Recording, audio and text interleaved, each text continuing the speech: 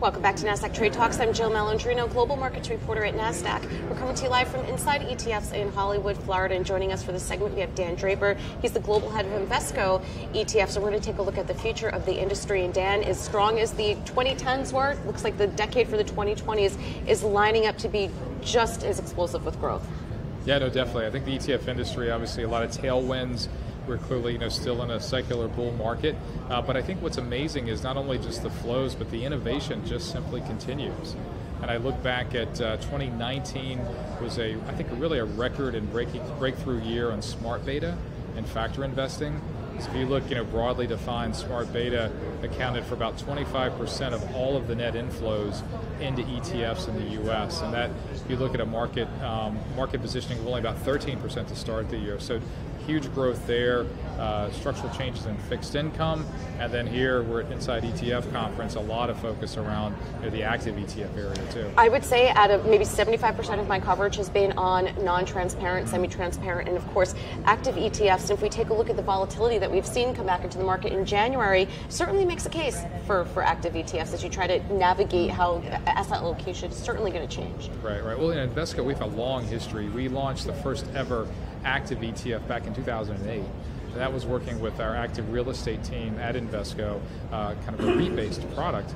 And we've since been able to launch active fixed income and even an active commodity ETF. Now, all of those ETFs were transparent active, but very successful. And we've seen over the last 3 years about a 70% compounded annual growth rate in active ETFs. So already the tailwinds of transparent active, and as you mentioned now, that if market conditions are more amenable, then security selection and maybe the non-transparent or semi-transparent active could make sense for, again, more kind of bottoms-up fundamental active managers. Yeah, it's really interesting when you think about the industry and ETFs in general, and transparency is always a key word. Transparency for investors.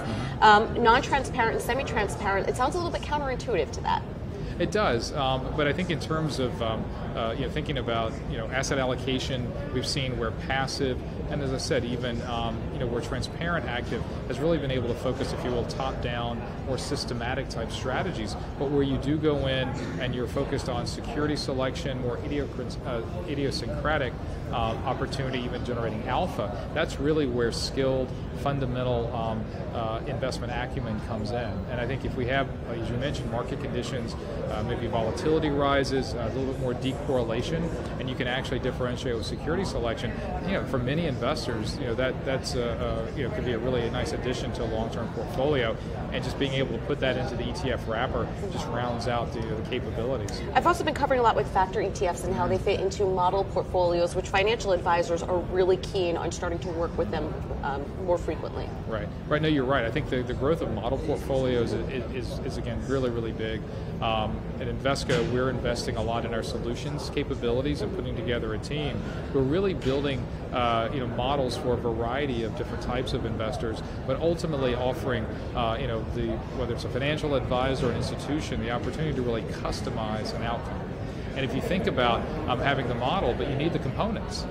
And just like a microprocessing chip, I would like to think about like Invesco Inside. How can we build ETFs that can really help, like I said, fine-tune, increase the processing ability, speed, efficiency of that model and portfolio, and really factors are a crucial ingredient. If we think about looking at an investment return or risk return characteristics and breaking it down almost to its essence of a factor, and whether it's building on this traditional style box of value, growth, small cap, large cap, but now into low volatility, into quality, other factors, then that gives a very skilled asset allocator, like in our solutions teams, the ability to, again, mass customize the solutions for a much better long-term outcome. So you're right, so the ability to kind of build it yourself or use a multi-factor approach, it's really growing in interest. I mean, it sounds like the Invesco Solutions team is almost extensions of the financial advisors and their teams and their strategy.